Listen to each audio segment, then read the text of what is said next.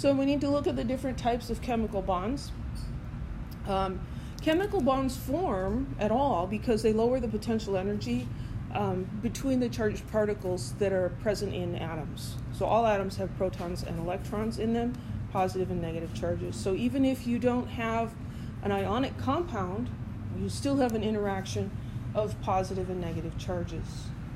So as two atoms approach each other, you get several different types of interactions. You have the electrons repelling each other, you have the nuclei repelling each other, but then you have the electrons of one atom being attracted to the nuclei of the other atom. So a bond will form between the two atoms if the combination of all these different interactions results in a reduction in the energy of the two particles. So we're going to look at ionic bonds first. Metals have low ionization energies, so they tend to lose electrons and form cations. Nonmetals have negative electron affinities. They tend to gain electrons and form anions. And so these two can get together. The metal will transfer electrons to the nonmetal, and the resulting oppositely charged ions are attracted to each other. That's what an ionic bond is. So different types of bonds, metal and nonmetal elements will form ionic bonds. Electrons are transferred. Different nonmetals can bond to each other. They will form covalent bonds where the electrons are shared. And then if you have just metal atoms, they will form metallic bonds. And here, we'll talk about this later, the electrons are pooled. They're not shared, but they're not transferred. So in a covalent bond, electrons are shared. Not all the electrons, but some.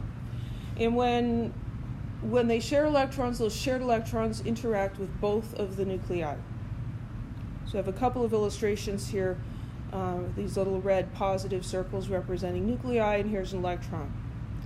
The most stable situation is when that electron is right between the two nuclei, because that's going to maximize the attraction that it has with each nuclei. This will be less stable, and that will be less stable.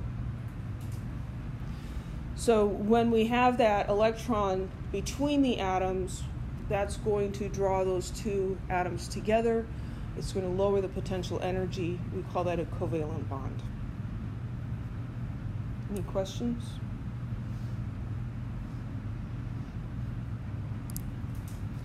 Metallic bonding happens between metal atoms. Metal atoms lose electrons easily.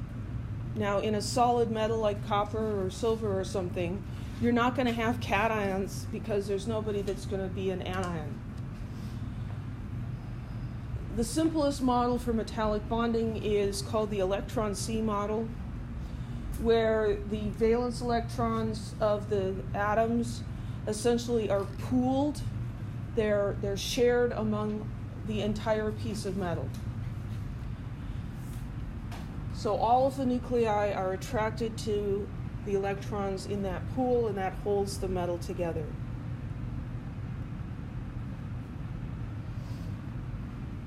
I think there's a slide coming up later, but I'm going to show you right now what this might look like. Seriously. So if, oh my goodness, break out the finger. Not that finger. So here are the nuclei. And the way I think of this is these nuclei are like homes. They're like families in a neighborhood. And so, you've got all these different homes on the different blocks in the neighborhood. And let's say this is something like silver, which has one valence electron. And so all of these different atoms are going to send their valence electrons out to play in the neighborhood. And so you're going to have these electrons out playing in the neighborhood.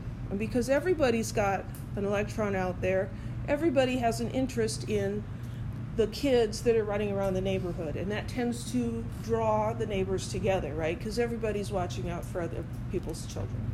That's kind of how I see the electron C model for metallic bonding. Any questions?